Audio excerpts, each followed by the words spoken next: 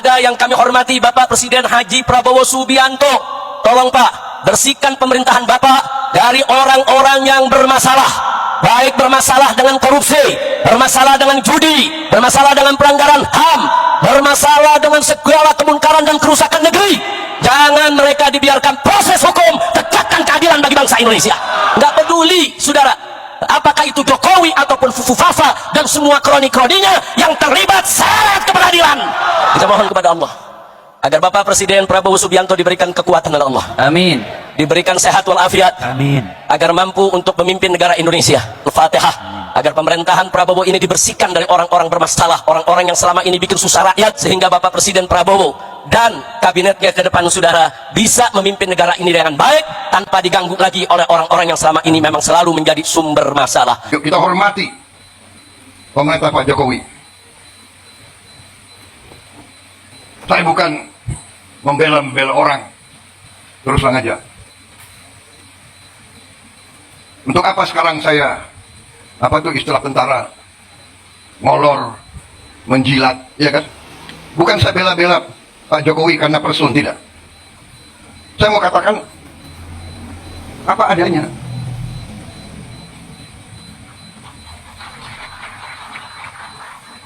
Kalau ada kekurangan, ada, kita semua ada kekurangan. Semua pemimpin ada kekurangan. Jangan memfitnah, jangan menyerang. Kita semua punya kekurangan. Mau buka-bukaan, yang gak enak. Kita diajarkan nenek moyang kita, orang tua kita, mikul dubur mendem jero. Orang tua hormati yang baik. Kita sebagai yang muda berani juga ngoreksi, tapi ngoreksinya dengan cara yang baik, yang sopan. Saya kira itu ajaran ustadz-ustadz saya. Saya bukan orang yang terlalu baik. Agama saya akui di depan Muhammadiyah, aku akui. Tapi saya ingat ajaran ustadz-ustadz saya. Tidak boleh dendam, tidak boleh maki-maki, ya kan? Tidak boleh sakit hati, tidak boleh benci. Tuhan aja memaafkan kok. Manusia meneruskan permusuhan. Saya ini dikalahkan oleh Pak Jokowi. Dan menteri-menteri saya banyak yang ikut mengalahkan saya. Benar ya? Ayo ngaku tuh, ngaku. Siapa bendaharanya Pak Jokowi?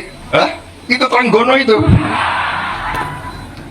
Ayo ngaku ini. Ini banyak ini menteri-menteri saya itu.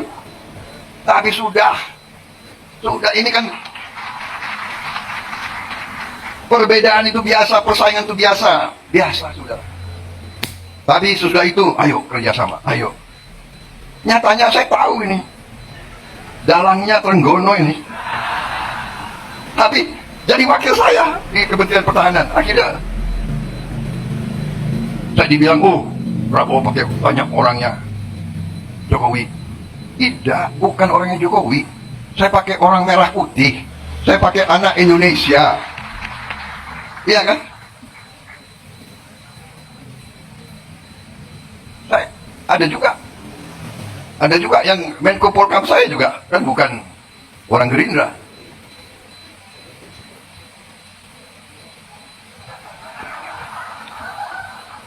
Dia memang non partai.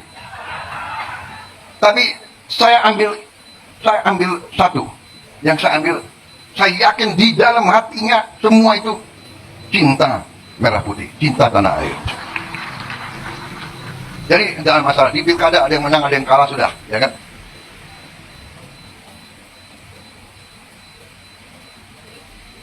PKS dukung Anies, nggak ada masalah.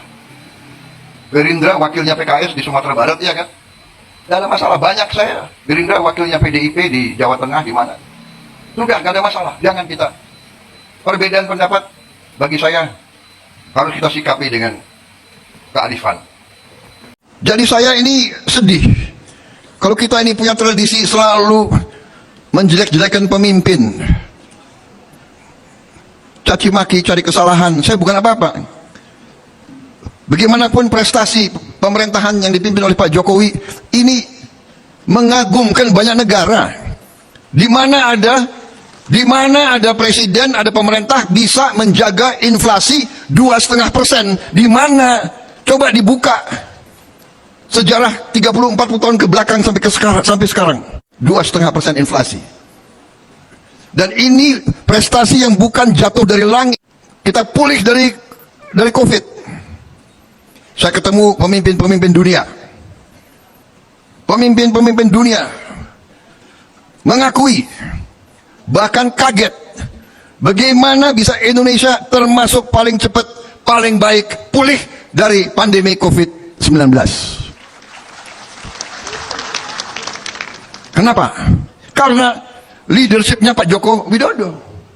Begitu COVID-19, hampir semua menyarankan ke Pak Jokowi lockdown total. Lockdown. Dan banyak negara melaksanakan lockdown total. Banyak negara. Beliau mungkin punya insting. Beliau tolak. Beliau tidak mau lockdown. Kalau lockdown, bagaimana rakyat kita? Rakyat kita, wong cilik ini bagaimana? Pedagang warung Tegal kalau tidak boleh keluar dari rumah, dia makan apa? Risiko, tapi keputusan yang tidak lockdown ternyata membangkitkan kita kembali dengan waktu yang cepat yang mengagetkan banyak negara di dunia. Ini pengakuan dari WHO sendiri. Saudara-saudara sekalian, saya ini bukan membela ya, tapi saya ingin selalu mengatakan yang benar-benar, yang salah-salah.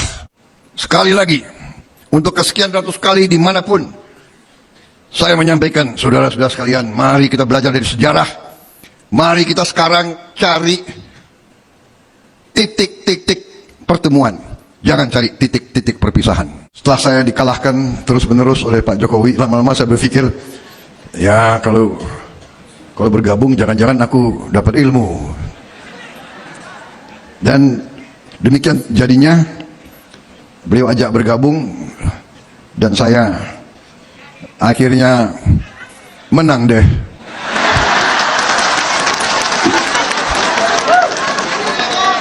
Sorry ya.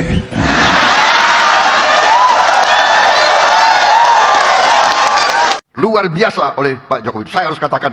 Saya mau katakan yang benar-benar, yang salah-salah. Ada yang selalu mau jelek-jelekin Pak Joko Widodo. Nggak ada intervensi. Saya jamin, nggak ada itu. Pak Jokowi, saya ketemu berkali-kali, dia tidak pernah nitip, tolong ini jadi ini, nggak ada. Saya jamin tidak ada, saudara-saudara sekalian. Saya harus katakan yang benar-benar dan yang salah-salah. Saya pertanggungjawabkan. Pak Jokowi tidak pernah nitip, tidak pernah. Masalah itu adalah dihasut. Terus dihasut. Ingat sejarah kita. Ingat sejarah kita ratusan tahun. Semua suku bangsa di Nusantara ini, kita selalu diganggu. Selalu diganggu. Selalu dipecah belah. Dipecah belah. Dan mari kita belajar dari sejarah. Jangan kita mau terus dipecah belah, saudara sekalian. Suka ngakalin orang, ya. Benar kan? Coba kita ingatlah ya. Ngakalin, kutipu kau, ya. Seneng, apa itu? Iya kan? Coba ngerasa nih wong, cari yang, ya kan? Saya mengajak selalu, marilah kita sekarang sadar. Rakyat kita butuh golongan pimpinan elit yang bisa rukun, bisa bersatu. Bukan selalu mencari-cari kesalahan. Rakyat butuh ketenangan. Rakyat butuh kedamaian. Rakyat butuh kerukunan. Rakyat butuh pemimpin-pemimpinnya bekerja sama. Saya tidak ada masalah diberi nilai 11. Tidak apa-apa. Sungguh saya tidak apa-apa diberi nilai 11. Karena rakyat saya memberi nilai saya 58,58%. Saya harus sampaikan di sini. Mungkin kita tidak gembor-gembor. Mungkin sering kita tidak muncul di media. Karena memang rakyat kita sudah capek dengan terlalu banyak omon-omon terus. Rakyat kita ingin kerja, ingin karya, ingin hasil. Walaupun ada diajak adem, maunya panas-panas. orang-orang yang pinter-pinter sedikit-sedikit podcast. Pak Prabowo begini, Pak Prabowo begitu. Apa? Dia lebih tahu Pak Prabowo mikirnya apa dari saya sendiri gitu. Kadang-kadang kalau saya mau tahu apa sih yang Prabowo berpikir, aku cari podcast itu. Dia lebih tahu dari aku.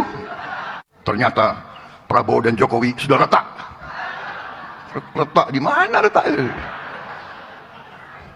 Selalu mau adu domba, selalu adu domba. Yang gitu agak jengkel, tapi kita udah biar aja lah, ya kan? Biar aja lah, nggak apa-apa. Kalau ada yang nggak mau move on, ya udahlah. Iya kan? Jangan pakai alat-alat yang dulu-dulu, cara-cara yang dulu-dulu, adu domba, ngintel-ngintelin orang. Ya. Ngintel untuk rakyat, untuk bangsa, jangan ngintelin lawan politik, nggak enak itu. Kalau nggak ada wartawan, saya pengen ngomong ndasmu, tapi nggak boleh itu ya.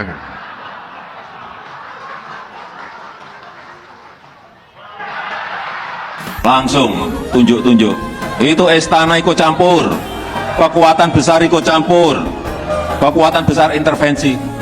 Tapi yang paling enak itu memang mengkambing hitamkan, menuduh presiden, istana, Jokowi paling enak itu.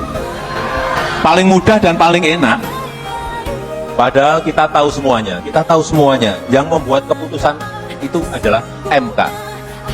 Itu adalah wilayah yudikatif. Dan yang saat ini juga sedang dirapatkan di DPR itu adalah wilayah legislatif. Tapi tetap yang dibicarakan adalah si tukang kayu. Ya tidak apa-apa, itu warna-warni sebuah demokrasi. Tapi yang ingin saya sampaikan bahwa sebagai lembaga eksekutif, saya ini berada di lembaga eksekutif, sebagai presiden, saya sangat menghormati yang namanya lembaga yudikatif, yang namanya lembaga legislatif. Jadi itu ya teman-teman, permintaan Habib Rizik kepada Presiden Prabowo untuk membersihkan orang-orang yang bermasalah gitu ya teman-teman. Jadi permintaannya Habib Rizik ini termasuk korupsi yang disuruh bersihkan, baik yang bermasalah dengan orang sipil, tidak peduli walaupun itu Jokowi ataupun